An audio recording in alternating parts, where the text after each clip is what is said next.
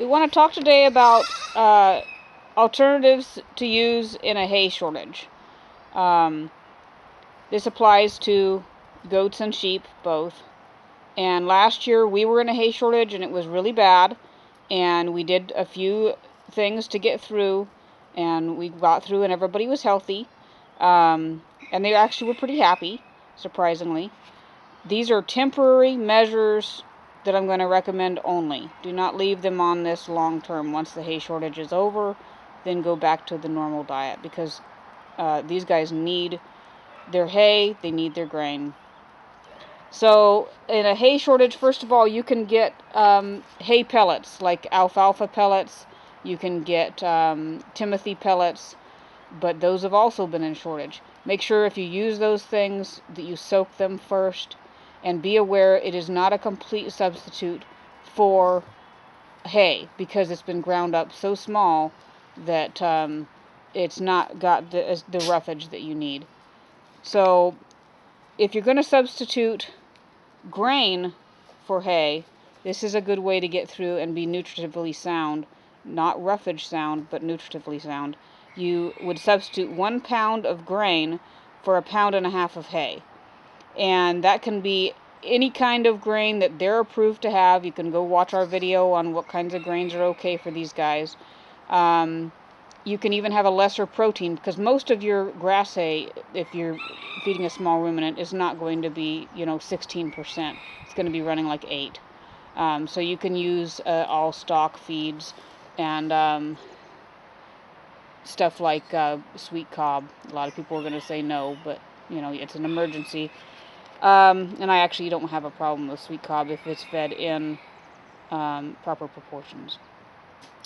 So when you're feeding that much grain, be aware that you need to keep in mind their rumen, because they are a ruminant, a four-stomached animal, and they have to keep something of roughage in that rumen, or the rumen won't have anything to do, and that stomach will not thrive. You're going to have a decreased amount of good bacteria and increased amount of bad bacteria. So that you need 10% or more of roughage in your diet. And this is minimum, okay? So you want to try to do the grain supplement. We stretched out our hay last year. We didn't actually run out, but we were close and we were able to stretch it. And another way to do it is to feed something like willow. If you have this on your property, this is absolutely excellent. I'm going to make a video later about propagating willow. Willow can run 16% protein, so it is actually a really good wild edible. In Australia, they end up feeding willow during their hay shortage to keep their animals alive. We do what we have to keep them alive and to keep them as healthy as we can in bad situations. The only problem you need to keep in mind with feeding willow is that I've heard that if it's browsed too hard, that it can produce a toxin.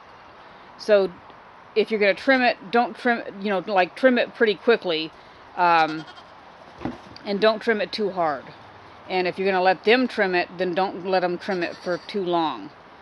Be aware of how long that they're feeding on it, because it could produce those toxins that you don't want.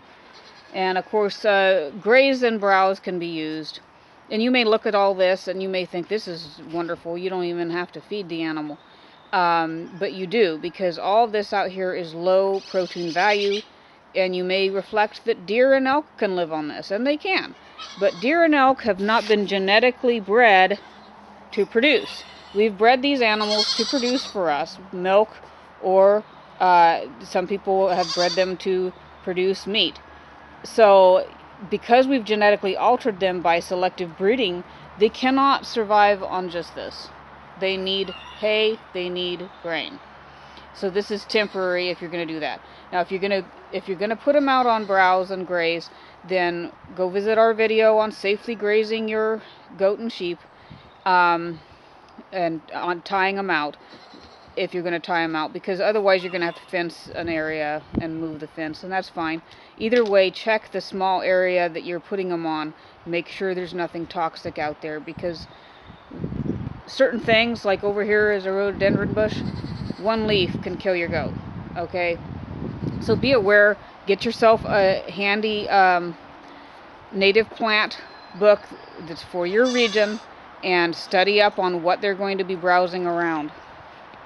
And if it's possible, and there's not too much of a grain shortage, which there was last year, while you're doing this, supplement with grain as well to get the protein higher and the nutritive value better.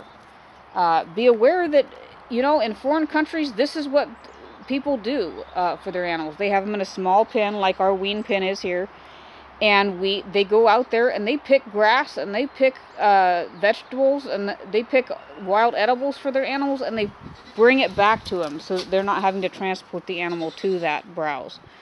I've seen that on many documentaries where they're doing that. Little old ladies going and grabbing arms full of stuff for their cows. And also one thing you can use during these shortage times is, with some success, is beets and turnips.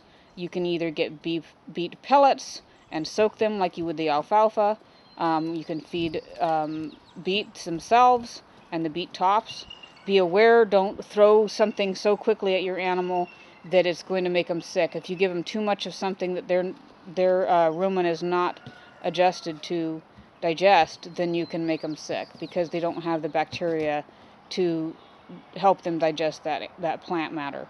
So don't overwhelm them. If you know you're in a shortage, try to keep back some of your hay and sparingly start interspersing this kind of stuff, of this native stuff, and the more grain and stuff like this, so you're not putting their system into shock. But just be aware of all this stuff. As soon as you possibly can, get them back on what they should be on, because you don't want their health to be affected, especially if these are breeding animals. A pet animal can get by on a lot less than a breeding animal can. An animal that's expected to produce anything needs to always have proper nutrition available, as close as we can do it. Nobody likes to be in a hay shortage. It can be quite the adventure and quite the learning curve. We kept our kids going on willow and more grain, and we kept the adults going and during our shortage on graze and more grain. And so, and in that fashion, we made it through, and you can too.